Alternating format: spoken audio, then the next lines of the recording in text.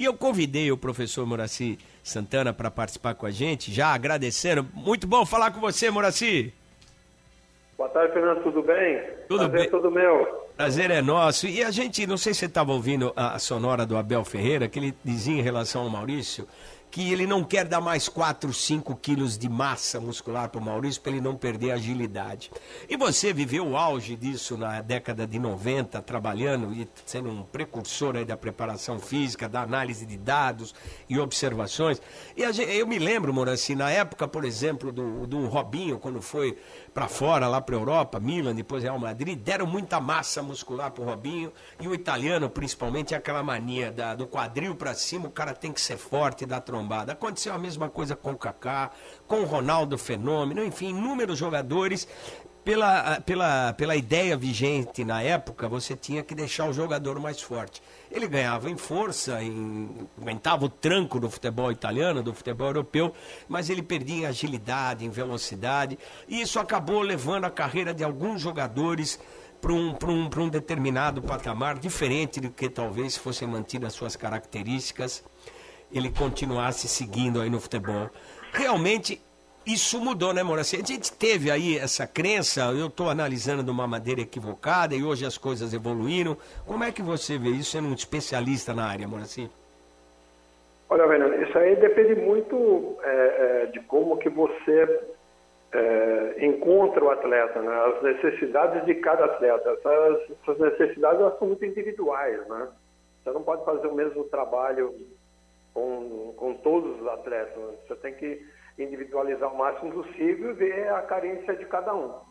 Assim, você pode fazer um trabalho de ganho de massa muscular sem perder a mobilidade, sem perder a velocidade, sem perder a sua potência, né?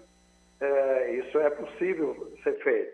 Agora, depende muito daquilo que você quer exigir daquele atleta e daquilo que esse atleta necessita mais. Entende? Alguns atletas você tem que dar mais ganho de massa muscular, porque senão ele não vai conseguir competir em alto nível, né, em decorrência das exigências. Hoje em dia, se trabalha mais o trabalho em detrimento da força, se trabalha mais potência, porque o atleta necessita mais de velocidade, mais mobilidade e tal, então você trabalha mais a potência. Mas você pode fazer um trabalho de força, de ganho muscular, dependendo da característica, dependendo da necessidade do atleta, sem que ele venha a perder essa mobilidade, essa agilidade. Depende muito de como você vai conduzir esse trabalho, né? Essa crença de deixar o jogador mais forte, que a gente tinha na década de 90, hoje ela está superada por todos esses aspectos que você coloca. E acho que isso é um benefício para o jogador, né? Porque muitos jogadores que iam para a Europa, eles sofriam com descaracterização das suas principais virtudes esportivas com isso. Hoje é muito mais científico, né, Moraci? Hoje, como você disse, a explosão. E outro dia nós entrevistamos aqui o Dr. Turíbio, que foi seu companheiro também, precursor no São Paulo, da ciência dentro do esporte. Ele falava que hoje, principalmente, além de você trabalhar a parte clínica, física do atleta, hoje você trabalha principalmente o repouso, a recuperação, o recover, né? Acho que o eixo inverteu, ou o eixo mudou, né, Moraci? Sem dúvida, sem dúvida. É assim, tudo evolui, né, Fernanda? Você vai tendo mais tecnologia, essa tecnologia vai te auxiliando mais, vai te trazendo mais dados. Então, é lógico que ao longo do período aí que eu trabalhei, por exemplo, lá no início da década de 90, juntamente com o Turíbio, a gente começou a fazer as avaliações e reavaliações, né? Fez com que o São Paulo mudasse de patamar, a ponto de as outras equipes correrem atrás de um fisiologista também para poder fazer esse tipo de trabalho. Tudo evolui, né? E é lógico, aquilo que você fazia lá atrás era o que você tinha em mãos, os dados que você tinha em mãos, os recursos que você tinha, né, para poder saber como que aquele atleta deveria reagir a determinados tipos de treinamento. Com o tempo, essa evolução vai indo, você vê que não há tanta necessidade de você fazer aquele volume de trabalho de força que a gente fazia lá atrás. Não só os europeus, mas a gente fazia aqui no Brasil também. E com o tempo isso vai mudando a maneira de se jogar, por exemplo, hoje, muito mais compactado, você precisa pensar mais rápido, você tem que ser mais veloz, você tem que ter mais mobilidade, mais velocidade, para poder encaixar naquilo que o futebol hoje exige. Então, tudo isso faz parte de uma evolução. Amanhã talvez seja uma outra situação, né? Isso vai acontecendo ao longo dos anos, né? E essa transformação física dos atletas, principalmente no biotipo principal dele, é difícil, a gente não vê mais aquele jogador fortão, né? A não ser que ele seja por natureza, a gente não vê essa necessidade, e mesmo em campo, a gente vê atletas muito mais esguios, atletas muito mais magros, aquela coisa, parece lutador de Kung Fu, o cara tem músculo, mas ele é magrinho, prioriza-se a velocidade. Hoje é um equívoco trabalhar isso, Muricy? Lógico que você já disse, depende das características de cada atleta, mas hoje a preocupação mais não é tornar um jogador grande e forte, né? Não. O grande, hoje se procura, continuar procurando jogadores mais altos. Não, eu digo grande muscular, fazer o cara parecer um lutador de MMA. Não, hoje não. Assim, com certeza, se ele for muito forte, né? Ele vai perder em mobilidade. E hoje o futebol, a exigência do futebol não é isso, né? Quanto mais mobilidade tiver, quanto mais velocidade tiver, quanto mais agilidade tiver, melhor, até porque espaços mais reduzidos exigem muito mais isso do atleta. Então, você já canaliza, nesse sentido, a busca por atletas com essa característica também passa a ser uma coisa mais procurada, né? Você vai vendo o perfil de cada um. Então, acaba em detrimento daqueles mais fortes, mais pesados, mais lentos, eles acabam perdendo espaço para eles que têm mais agilidade, mais mobilidade, não deixam de ser fortes muscularmente, vamos dizer, mas tem mobilidade, tem agilidade, tem velocidade.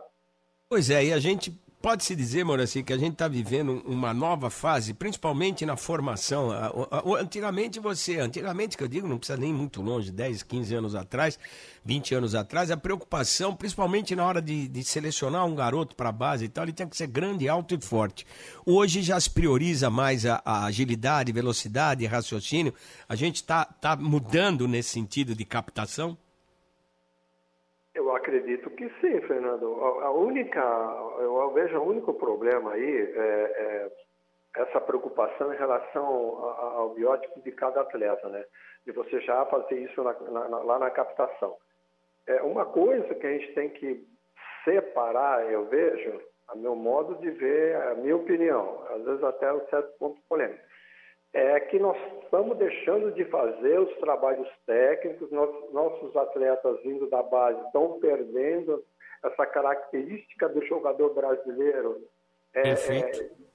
tecnicamente, né, com uma habilidade maior, né, porque isso era um trabalho que era feito na base, e a gente tem perdido isso. Muito pelo fato, eu não sou contra treinadores acadêmicos. Trabalhei com grandes treinadores acadêmicos, o Zé Parreira era um deles. Sim. Foi campeão do mundo. Ricardo Catalá, mas com você lá, né? Está fazendo grandes trabalhos aí, e vários que estão aí trabalhando nas equipes principais.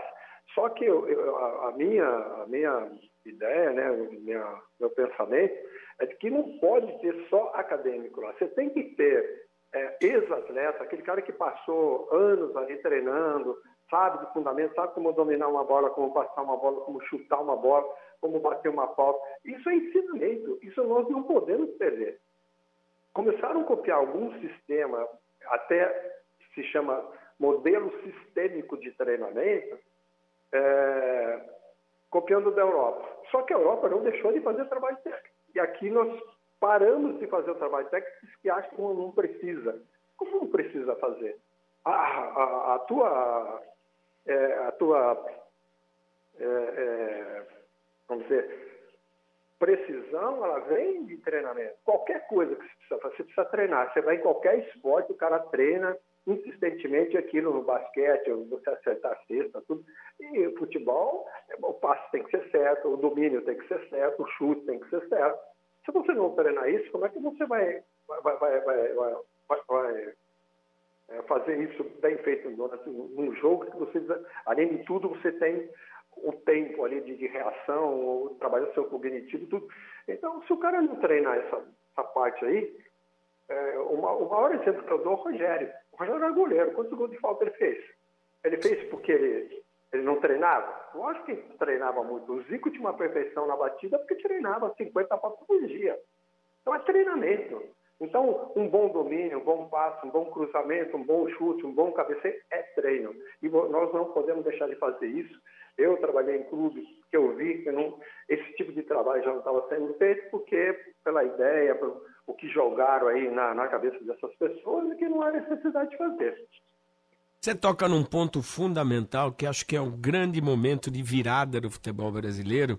Foi justamente isso, quando nós deixamos de acreditar principalmente na capacidade técnica instintiva do atleta brasileiro e começamos a priorizar a preparação física do jogador, o ganho de massa, o ganho de força, enfim. E isso acabou acarretando o que a gente está vendo no futebol brasileiro. Aí uma dificuldade de você ver surgirem atletas habilidosos, capazes. Hoje se vê muitos jogadores eficientes taticamente, mas de muito pouco improviso ou de muito pouco habilidade, que sempre foi uma característica marcante do futebol brasileiro. Vide que hoje nós estamos comemorando aí 55 anos da conquista da Copa de 70, com jogadores extremamente habilidosos que entraram para a história. A gente está virando esse jogo de novo, Moraci, pelo que você está observando aí. Realmente a gente está abrindo mão do que a gente deixou de um certo tempo, conforme você observou aqui, apostamos mais na tática, abandonamos a técnica e a gente está abrindo o olho e resgatando essa parte técnica sem abandonar a parte física, que passou a ser prioridade. Hoje, no mínimo, a gente está tentando equilibrar as coisas. Fernando, só vou discordar de um ponto que você colocou, que é em relação à parte física que está tomando conta disso. Não é. É o treinamento com bola, que esse pessoal, principalmente na base, vem fazendo, que ele não deixa o jogador com criatividade usar sua criatividade. Eu vi treinadores, isso eu vi, eu estou falando que eu vi. Tá? Jogador canhoto, o 10 da equipe, na intermediária do adversário, o treinador lá gritando para ele, passa, passa, passa. Quer dizer, o moleque tinha acabado de dominar a bola, não tinha dado nem o segundo toque ainda, o treinador está gritando do lado de fora, ele tem que passar a bola. Ele não está deixando o nosso atleta criar. Tem muito treinamento tático, muito treinamento de campo reduzido, eu acho que tem que ter, a exigência que o futebol tem, mas não é só isso. Em detrimento do trabalho técnico. Tem muito trabalho tático, o menino fica cheio de informações táticas, 2 contra 2, 3 contra 2, 2 contra 1, 1 contra 1, muito treinamento em campo reduzido, eu acho que tem que fazer porque hoje o futebol exige isso, mas não é só isso. Eu acho que, por exemplo, termina um treinamento desse, você não vê mais ninguém fazendo parte técnica, fazendo treinamento técnico. O treinamento técnico foi praticamente abandonado. O físico continuou, que há uma necessidade do atleta estar bem fisicamente para poder desenvolver bem o seu futebol. Mas ele não pode ser mais importante de todo esse aspecto técnico que você está falando, né? Como também essa parte só tático, não pode. Você tem que ter um planejamento aí, que durante uma semana você tem que ter alguns treinamentos técnicos. É da onde vem a precisão desse atleta. Entende? E também a gente fazia lá atrás treinamentos com cones lá para ele desenvolver habilidade. Habilidade, o atleta nasce ou nasce sem habilidade, mas ele pode melhorar. Ele pode não chutar com a perna esquerda, só com a perna direita, mas ele pode treinar e melhorar a perna esquerda dele. Agora isso é treino. Num treinamento de campo reduzido, ele não vai ficar se preocupando de usar a perna contrária dele. Não vai, ele vai usar a que ele tem mais facilidade. Sem dúvida. Professor Moraci Santana conversando com a gente, hoje no Red Bull Bragantino, coordenando toda essa parte e trazendo toda a sua experiência no mundo do futebol, campeão do mundo com clube, com seleção brasileira. Fernando, oi? Não estou mais no Red Bull, não. Eu troquei? Desculpa, professor. Estou desatualizado. No Juventus, nós já conversamos, me perdoe. O Juventus que virou SAF agora, né? Está virando SAF aí, mas eu terminei meu trabalho aí no final de abril. No Juventus, o contrato era até o final de abril apenas. Okay. E agora estou aí livre e solto. Espero que em breve preso e trabalhando, porque a tua experiência, a tua capacidade não pode ficar aí não sendo aproveitada. Me perdoe pelo equívoco aí, Moraci. O Bruno Puzov tem aqui para trocar uma ideia com a gente também. Moraci, boa tarde, um prazer falar com o senhor novamente, muito obrigado por nos atender aqui na Rádio Bandeirantes. A minha questão vai muito em algo atual. Há um tempo, mais ou menos uns 2 meses, 2 jogadores de Palmeiras e São Paulo se machucaram praticamente na mesma semana. Caso do Felipe Anderson do Palmeiras e do Oscar do São Paulo. E o tricolor sempre foi um exemplo também na estrutura médica do CT e, portanto, o Palmeiras tomou esse posto hoje em dia como um exemplo no Brasil e também no mundo. Tanto que o Felipe Anderson se recuperou desse probleminha, um edema na coxa, e o Oscar não. Eu queria perguntar para o senhor a que se deve esse fato do São Paulo, que para muitos torcedores parou no tempo nesse ramo, inclusive o Rogério Ceni também criticou isso na primeira passagem dele pelo clube. Boa tarde. É difícil de falar, de longe eu não sei como é que está o departamento, em que tempo que parou lá, o que eles têm em termos de modernidade, entendeu? É difícil porque não estou lá dentro, né? E também, às vezes, as lesões ou contusões, elas parecem ser a mesma, mas cada um reage individualmente de uma maneira diferente, entendeu?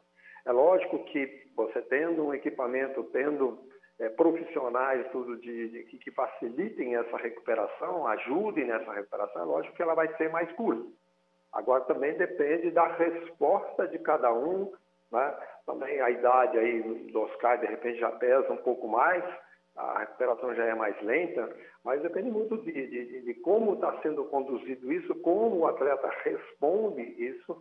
Eu vejo aí um tempo atrás aí, as pessoas criticando lá o Departamento Médico de São Paulo. Eu não posso falar nada porque precisava estar vendo lá o que está acontecendo em São Paulo, como eles estão hoje, para poder comparar com os outros clubes. Eu sei que o do Palmeiras melhorou e hoje talvez seja um dos melhores departamentos aí médicos que existe no futebol brasileiro, talvez até no Mundial.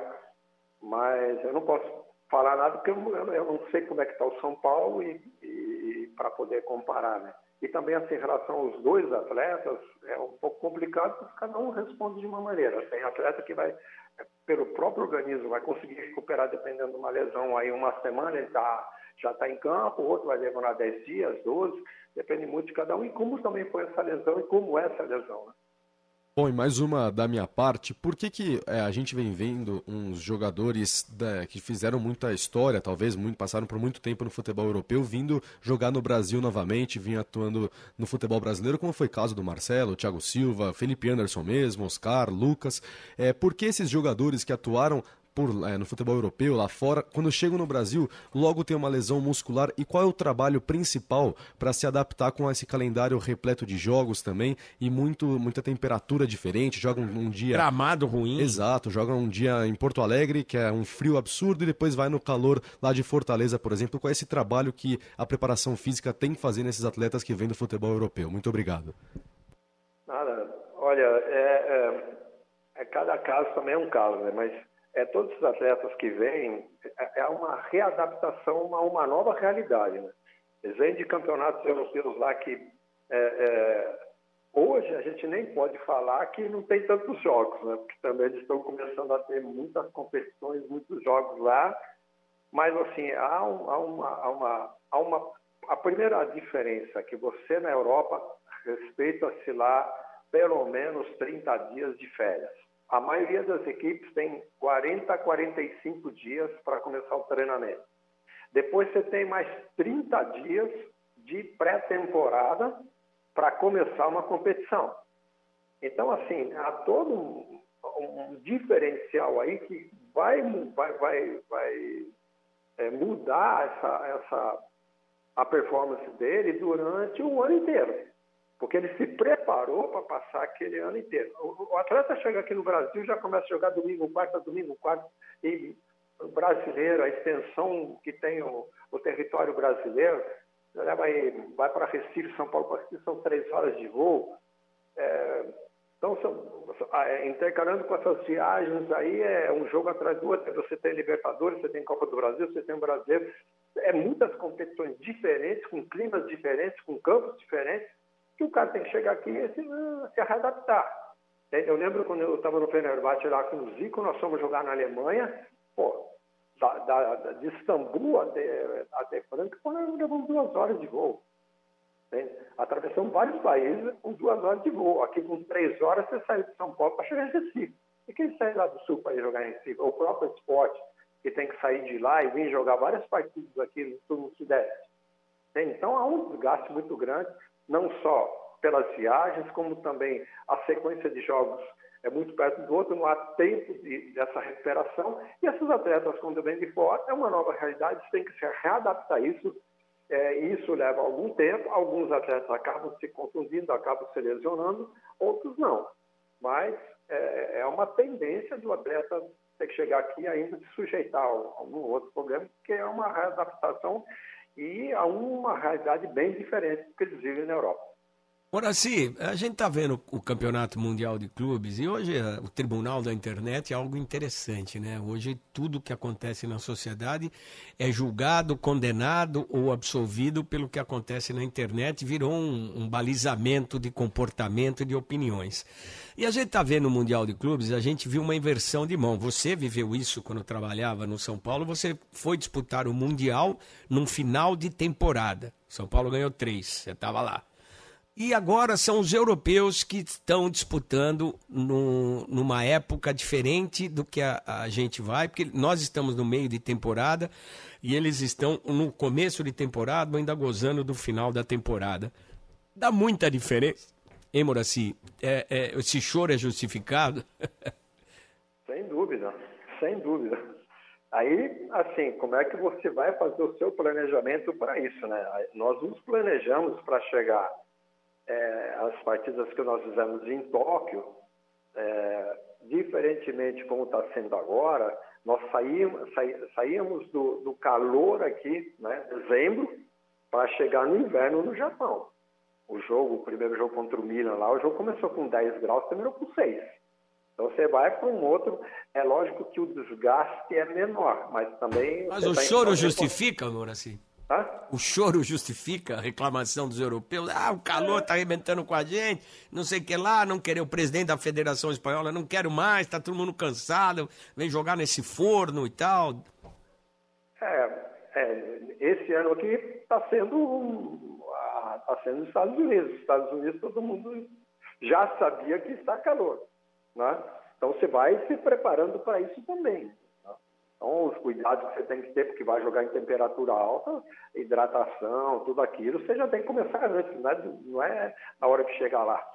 Então, assim, tem uma justificativa, porque realmente eles estão em final de temporada e foram jogar nos Estados Unidos, que, por coincidência, é um período que início do verão, e o verão lá é quente. Qualquer jogo no hemisfério norte nessa época vai ser verão, né? Vai ser verão. O Brasil está pleiteando aí 29, se aqui no Brasil. Se for em junho, final de temporada para eles, meio de temporada para nós, é que inverno. Aí já não vai ter esse negócio de reclamar do calor. Agora, há uma influência grande, quem se preparou, quem não se preparou para jogar esse Mundial aí, você já sabe que vai ser final de temporada, que você já está naquela competição. Como é que você vai fazer o seu planejamento para chegar lá e cumprir bem o seu papel, né? Então não é uma surpresa, vai ter o Mundial amanhã, aí se prepara aí que nós vamos viajar e vamos jogar o Mundial amanhã. Não é, todo mundo estava sabendo que ia jogar nos Estados Unidos, que ia jogar no calor, no horário que ia jogar. Então, assim, hoje eles estão sentindo o que a gente sentia em dezembro lá em Tóquio. Mas pega tanto assim no desempenho, Moraci? Depende muito de como foi tua temporada, né? Tua temporada foi que o europeu joga um exigente. terço menos que aqui, vamos comparar com os nós brasileiros. Assim, depende muito como foi a exigência que foi tua temporada, como que o teu elenco reagiu a essa temporada toda e também esse desgaste que foi proporcionado pela temporada que eles tiveram europeia, o quanto está incluindo agora. Eu acho também que nesse início aí, eles estão se adaptando a essa realidade. Que eu acho que aquelas equipes que continuarem aí, elas podem chegar melhor nas fases que ainda estão por vir. E, Moraci, mais uma adaptação ao calor, uma adaptação ao esforço, né? Bom, mais uma da minha parte, Muracy, a gente tem que abordar, querendo ou não, o nosso grande craque do futebol brasileiro, o Neymar, que vem tendo grandes lesões musculares, constantes inclusive, que tem deixado ele fora dos gramados há um tempo, já uns 2 aninhos, pelo menos depois da Copa de 2022. Teve a cirurgia aí no meio, de joelho. Teve o joelho. Qual é essa sua relação com, digamos, a falta de comprometimento que muitas pessoas dizem do Neymar? Qual é essa relação dele, por exemplo, não ter o mesmo comprometimento de um Cristiano Ronaldo, por exemplo? Ô, Muracy, só para acrescentar, para ficar assim, tentar trazer a dúvida do torcedor, quando o jogador vem de cirurgia, ele interfere quando o cara vai jogar um pôquer ou vai participar num evento, numa festa, isso atrapalha na recuperação se ele cumpriu todos os protocolos e o trabalho de fisioterapia? Isso além de ser individual também, Sim. Mas tem muito da dedicação do atleta em relação a esse período. Eu acho que é um período assim importantíssimo na carreira dele se dedicar como se deve a cada etapa desse trabalho de recuperação, o pós-operatório. Isso é muito. Eu passei por cirurgia, eu sei bem o que é isso. Eu fiz vários trabalhos de recuperação na parte muscular, não na parte de fisioterapia. Com os atletas, então é importantíssimo o tempo que ele tem, que ele se dedica, né, a essa recuperação. E também ele não está atuando, não está tendo um desgaste, né, físico assim muito grande, mas o sono, o descanso é importantíssimo também. Continua sendo importante, entendeu? Então, assim, eu não posso falar muito do Neymar porque eu não vivo o dia a dia. Não, é difícil colocar você nessa situação, mas de uma maneira geral, você pode avaliar como deveria ser feito, porque realmente se levanta essas questões de uma maneira muito clara, né? Atrapalha a vida social, a recuperação depois que você cumpriu todos os protocolos de recuperação fisioterápica e física? Assim, eu acho que você tem que se abdicar, todo esforço ele é bem-vindo. Então, eu acho que tem determinados momentos que você tem que abdicar de algumas coisas para que você possa ter um aproveitamento melhor do tratamento, da recuperação, do seu treinamento. A minha ideia assim, que eu faço, eu nunca tive com o Neymar, até gostaria de ter um dia o Ricardo Rosa, que é o personal dele, foi meu auxiliar no Corinthians, mas eu não tive essa oportunidade de conversar com o Ricardo ainda. Mas a minha impressão que eu tenho, assim, a maneira como o Neymar conduziu a carreira dele, eu digo, dentro de campo, nas atuações dele, ele provocava muitas faltas, né? Ele poderia ter feito uma carreira diferente, não provocando tantas faltas. Essas faltas aí, às vezes maldosas, né? Eu acho que trouxe muita sequela para ele, né? A ponto de operar tornozelo, a ponto de operar joelho, tudo isso vai te enfraquecendo fisicamente. E ele teve, você vê, cada jogada, uma pior que a outra, né? Mas é muito dele provocando essa situação. Eu acho que se ele se livrasse da bola em determinados momentos com mais rapidez, eu acho que, a minha opinião, inclusive, se ele jogasse mais para a equipe, mais para a seleção do que para ele próprio, ele já tinha sido o melhor do mundo. Essa é a impressão que eu tenho, né? Minha opinião. E também desse negócio dele, dessa característica dele de segurar muito a bola, chamar a falta, e as faltas, algumas, ou uma grande maioria, vamos dizer, maldosas, né? Isso vai trazendo uma sequela muito grande para a estrutura física dele, principalmente perna, tornozelo, articulação de tornozelo, articulação de joelho, que hoje eu acho que ele está sofrendo, né? Por esse motivo, por aquilo que ele, de repente, produziu. Muracy, lógico que você não tem os dados clínicos de recuperação, protocolos aplicados na recuperação do Neymar, mas de uma maneira geral, um atleta que tem esse histórico todo que você passou pra gente. Lembro da Copa de 2014 aqui, o problema na coluna, depois na Copa de 2018, o quinto metatarso, a recuperação, agora a cirurgia de joelho, teve problema de tornozelo. Normalmente, é lógico que cada ser humano tem a sua característica, a sua recuperação, a sua particularidade. Mas normalmente, de uma maneira geral, guardando o devido cuidado da distância e a falta de dados médicos e de tratamento que você não tem nesse momento, mas um atleta de uma maneira que tem esse histórico, ele tem condição de voltar a jogar em alto nível ainda? Eu acredito que sim. Porque, assim, o corpo humano ele é fantástico, cara. Você vê pessoas idosas, sedentárias, que não conseguem sair da cama. Ele começa a fazer um pouco de exercício, um pouquinho de musculação, e em um mês ele está subindo escadas. O cara que é sedentário, nunca fez nada na vida. Entende? Então, ele que é um atleta, a resposta teria que ser mais rápida. Eu acho que ele tem condições de voltar a competir em alto nível. A gente tem que levar sempre em consideração, quando você fala isso, que todo o planejamento está sendo bem feito, ele está sendo cumprido de uma maneira perfeita também, né? Uma dedicação do atleta perfeita, ele se abdicando de muitas outras coisas que possam vir a atrapalhar essa sequência de trabalho, esse planejamento. Eu vejo que pode. Que bom, Moraci, traz aí uma esperança que, dependendo de como for encarada pelo próprio atleta, está na mão do atleta, né? Porque eu acredito que profissionais competentes estão ao lado dele, pelo histórico de quem trabalha no Santos, de quem o acompanha, como você disse, o Rosa, ele tem todo o suporte e toda a condição de recuperar. Agora está na mão do Neymar. Busóvio, mais uma pergunta para o Moraci? Para fechar da minha parte aqui, Moraci, aproveitando inclusive a primeira pergunta do Fernandinho, também a declaração do Abel Ferreira falando sobre o ganho de massa muscular nos atletas.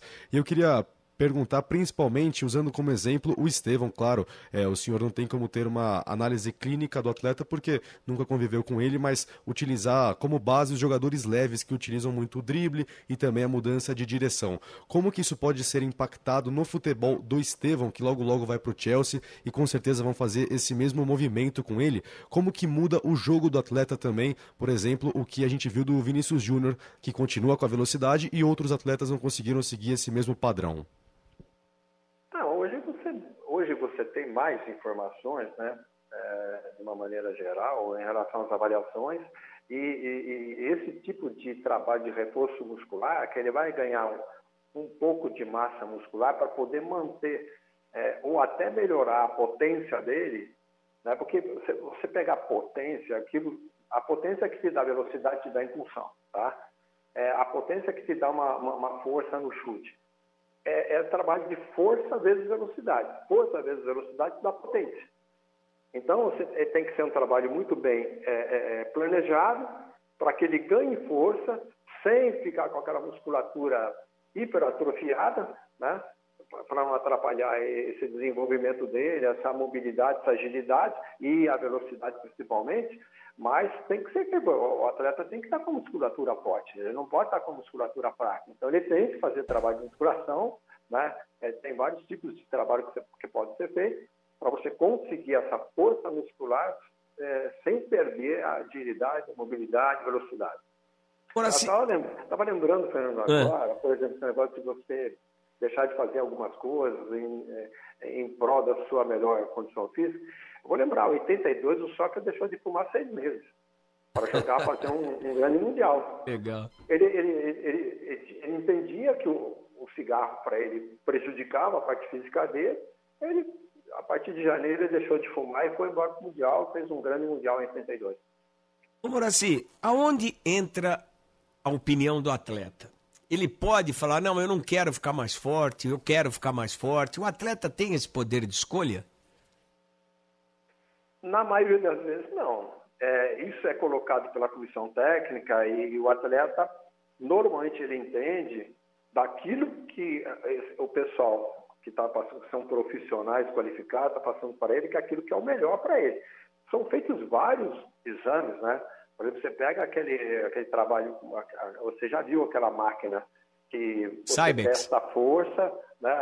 Lá atrás era a ortotron, que você testa a força e testa a potência também ali na máquina. Ali vai dar, inclusive, você não faz com as duas pernas, você faz com a direita e com a esquerda. Às vezes você encontra uma defasagem na esquerda em relação à direita, e aí você tem que equilibrar. Então, hoje você tem recursos extraordinários para você mostrar para o atleta, olha aqui, ó, o teste foi dado aqui, isso é com número, é com gráfico, é com tudo, que você assim tem uma deficiência em determinada musculatura e a gente tem que trabalhar essa musculatura para melhorar, a musculatura posterior, anterior, adutora, abdutora, músculo do chute, músculo reto. Então você tem como levar para o atleta o estudo e colocar o planejamento para ele. Ele pode até recusar, mas sabendo que vai ser prejudicial a ele. O atleta tem interesse nisso, Moraci? Ou ele, o que precisa fazer? Eu faço, eu não quero. Normalmente, você percebe aí uma mudança de comportamento dos jogadores ou continua tudo igual? O Fernando, lá atrás, quando a gente fazia esse tipo de trabalho no São Paulo, nas avaliações, os atletas eles vinham conversar com a gente, saber qual foi o resultado, o que ele podia melhorar, onde ele podia melhorar. Eu estou falando lá da década de 90. Hoje, eu acho que muito mais ainda, né? Quando você faz uma avaliação, faz um teste, tudo, há interesse dele saber como que ele foi, até a dados comparativos, não pode estar comparando muito, porque cada um responde de uma maneira, mas sim, há um interesse do atleta em saber, em fazer e melhorar. Legal. Pô, Moraci, muito obrigado aí pelos seus conhecimentos, pela sua observação que você faz desse momento, que a gente fica muito preocupado, né? Ou pelo menos que o torcedor fica mais preocupado, a gente acompanha mais de perto, sabe da evolução dessa parte científica no esporte, e é muito legal poder falar com você, porque você é um dos precursores desse casamento, dessa parte prática que é o futebol, o treinamento, junto com a ciência que vem da pesquisa, do estudo, e você foi um dos principais responsáveis por fazer essa ponte e principalmente para essas duas vertentes do esporte conversarem. Muito legal, muito obrigado aí pelos esclarecimentos, parabéns aí, espero te ver em breve aí, mais uma vez próximo do futebol, porque o teu conhecimento é muito importante para o desenvolvimento do esporte, para o sucesso do futebol principalmente, Moraci. Fernando, eu que agradeço a oportunidade, sempre bom estar falando de futebol e às vezes dentro da possibilidade da gente de estar esclarecendo algumas coisas. Um grande abraço.